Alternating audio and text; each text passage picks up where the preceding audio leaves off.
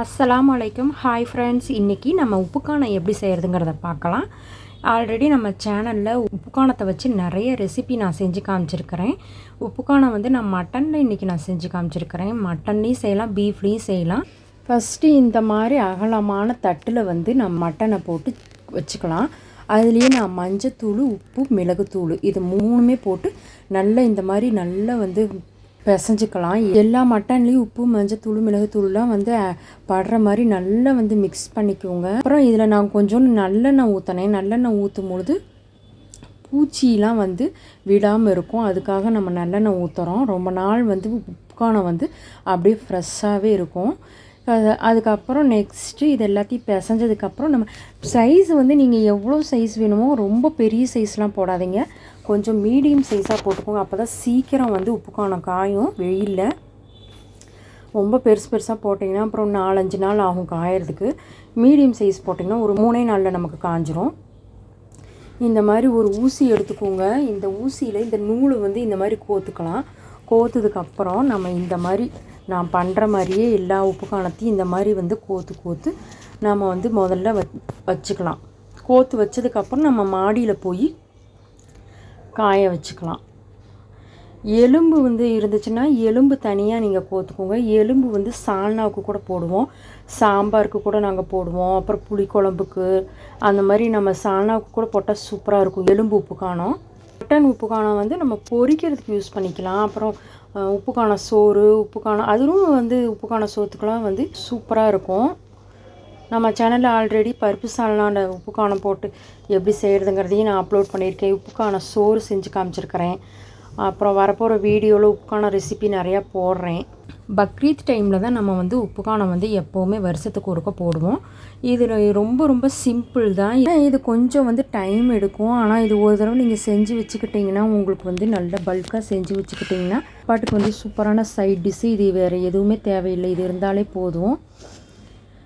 ஒரு சிலர்லாம் இஞ்சி பூண்டு பேஸ்ட்லாம் போடுவாங்க, அதெல்லாம் போடவே தேவையில்லை. நம்ம இப்படியே செஞ்சுக்கலாம். மிளகுத்தூள் கொஞ்சமாக போட்டுக்கோங்க, மஞ்சத்தூள் மட்டும் கொஞ்சம் வந்து அதிகமாக போட்டுக்கோங்க. ரொம்பவும் கம்மியாகவும் போடாதீங்க, அதே போல் ரொம்ப அதிகமாகவும் போடாதீங்க. நீங்கள் மட்டன் எவ்வளோ எடுத்துருக்கீங்களோ அதில் அந்த அளவுக்கு பார்த்து போட்டுக்கோங்க. எல்லா மட்டனையும் வந்து ஒரே நூலையும் கோக்கக்கூடாது. நான் 2 பேட்சாக 3 பேட்சாக வந்து நான் கோத்துருந்தேன். ஏன்னா நமக்கு வந்து உங்கள் வீட்டில் எப்படி வந்து கட்டுறதுக்கு வசதி இருக்குதோ அதுக்கு தகுந்த மாதிரி பார்த்து வந்து கோத்துக்கோங்க. நாம் ஸ்டார்டிங்கில் நெருக்கமாக கோத்துக்கிட்டாலும் நம்ம மாடியில் போய் காய போடும்பொழுது நம்ம பிரித்து விட்டுக்கலாம். ஏன்னா இங்கே நம்ம வந்து நிழலில் உட்காந்து நம்ம ஃபுல்லாக எல்லாத்தையுமே கோத்துக்கிட்டு அதுக்கப்புறம் தான் மேலே போய் நம்ம காய போட போகிறோம். உப்பு வந்து நீங்கள் இன்னும் கொஞ்சம் வந்து சுருக்குன்னு போட்டுக்கோங்க. ஏன்னா எண்ணெயில் பொரிக்கும் பொழுது நம்ம உப்பு வந்து இப்போ ரொம்ப சப்புன்னு இருக்கிற மாதிரி இருக்கும். அதுக்காக ரொம்ப சுருக்குன்னு போட்டுறாதீங்க. இது ரொம்ப ஈஸி தான் உப்புக்கானம் வந்து செய்கிற மெத்தடு.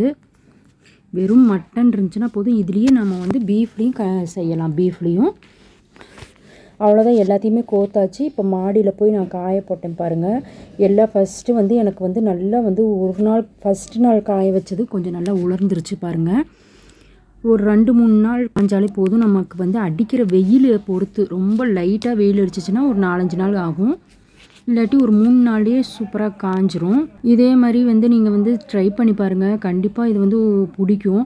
அதே மாதிரி இது எண்ணெயில் போட்டு நல்லா தட்டி பொரிக்கும் பொழுது சூப்பராக இருக்கும். ஃப்ளேவர் நல்லாயிருக்கும். இது வந்து முஸ்லீம்ஸுங்க தான் அதிகமாக செய்வாங்க.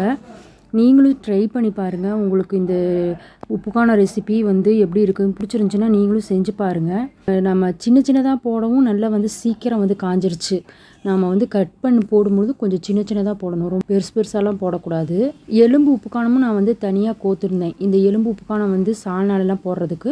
இப்போ உப்புக்கானம் வந்து எனக்கு காஞ்சிருச்சு. இந்த மாதிரி ஒரு இடிகள் இருந்துச்சுன்னா அதில் வந்து இந்த மாதிரி நல்லா வந்து தட்டி அப்புறம் எண்ணெயில் போட்டு நல்லா ஃப்ரை பண்ணி எடுத்திங்கன்னா சூப்பரான உப்புக்கானம் வந்து ரெடி ஆயிரும்.